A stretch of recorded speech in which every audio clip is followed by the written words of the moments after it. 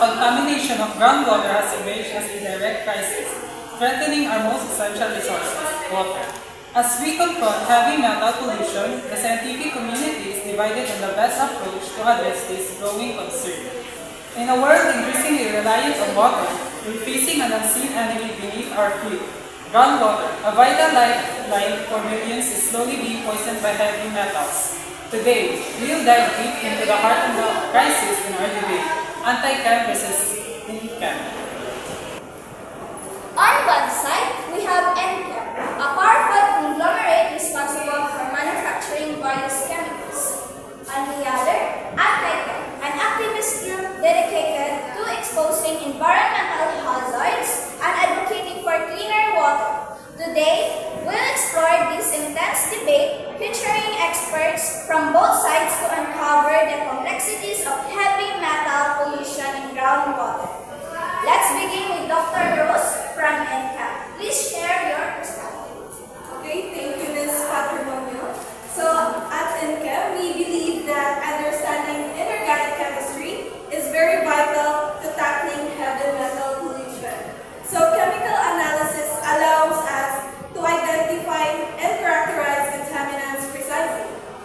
By knowing the chemical forms of metal in our water, we can develop effective remediation strategies. For instance, advanced filtration systems can be designed to specifically target and remove the toxic elements like lead and acid. While I appreciate Dr. Rose's points, I think it's crucial to discuss the dangers that chemistry presents. Many industrial processes that lead to heavy metal pollution rely on hazardous chemicals that can further compromise public health. Our focus must be on preventing pollution at the source rather than solely treating its effects. Certainly, we must access industrial practices. However, to agree against chemistry altogether undermines our ability to innovate. Without inorganic chemistry, we wouldn't even have the knowledge necessary to implement methods like phytoremediation, where plants are used to absorb heavy metals safely from the environment. That may be true, but isn't it a risk to employ chemical processes for cleanup? What happens during these chemical reactions?